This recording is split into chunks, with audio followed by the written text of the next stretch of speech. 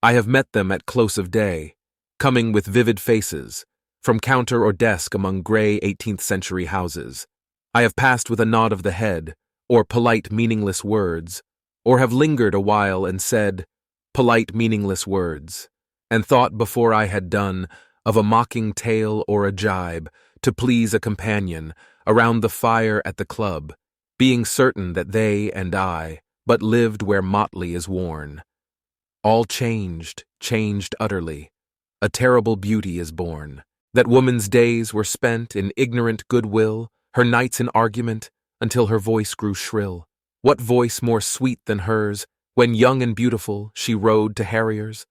This man had kept a school and rode our winged horse. This other, his helper and friend, was coming into his force. He might have won fame in the end, so sensitive his nature seemed, so daring and sweet his thought. This other man I had dreamed, a drunken, vain-glorious lout. He had done most bitter wrong to some who are near my heart, yet I number him in the song. He, too, has resigned his part in the casual comedy. He, too, has been changed in his turn, transformed utterly. A terrible beauty is born. Hearts with one purpose alone, through summer and winter seem, enchanted to a stone, to trouble the living stream.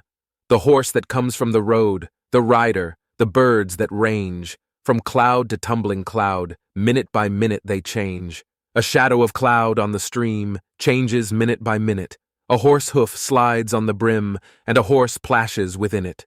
The long-legged moor hens dive, and hens to moorcocks call. Minute by minute they live, the stones in the midst of all. Too long a sacrifice can make a stone of the heart. Oh, when may it suffice, that is heaven's part, our part, to murmur name upon name, as a mother names her child, when sleep at last has come on limbs that had run wild. What is it but nightfall? No, no, not night but death.